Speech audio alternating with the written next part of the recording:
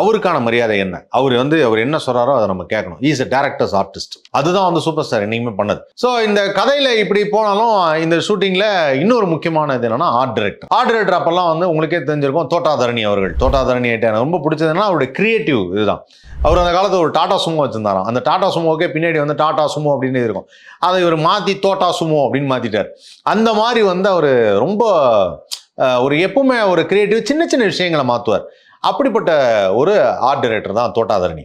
So Thota Tharani வந்து இந்த படத்தில் ஒர்க் பண்ணிட்டு இருக்கும்போது அந்த ஃபர்ஸ்ட் அந்த மழையில் நடக்கிற அந்த ஃபைட்டு நடக்கிறப்போ ஃபுல்லாக இவருக்கு அசிஸ்டண்டாக ஒருத்தர் இருந்திருக்கார். அவர் பிற்காலத்தில் இப்போ ஒரு பெரிய ஆர்ட் டைரக்டர், அசிஸ்டண்டாக ஒருத்தர் இருந்திருக்கார்.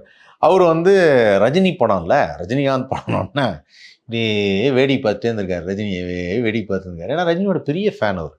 ஸோ அவர் வந்து தலைவர் என்ன பண்ணுறாரு ஃபைட்டு செம்மையாக இருக்கு. இவர் தோட்டாதரணி நோட் பண்ணிட்டார். நோட் பண்ணவனை கூப்பிட்டு என்ன எப்போ பாரு வேடிக்கை பார்த்துட்டே இருக்கிற, யார் இது இந்த வேலையை செய்வோம்? இல்லை அது ரஜினி அது அப்படின்னு இருக்காரு.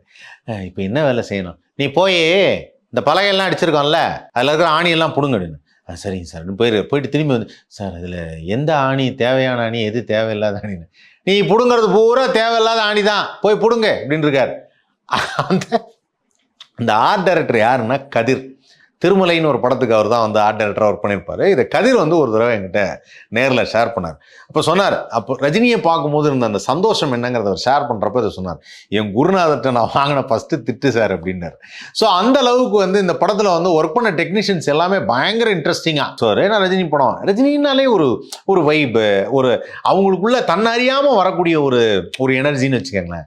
அந்த மாதிரி டைமில் வந்து இந்த தளபதியில் வந்து இதெல்லாம் இருந்தாலும் இன்னொரு பக்கம் நாகேஷ் சார்னா காமெடி. அது வந்து நமக்கு எல்லாத்துக்குமே தெரிஞ்சிருக்கும். பட் இந்த படத்தில் வந்து ஒரு கேரக்டர் ரோல்.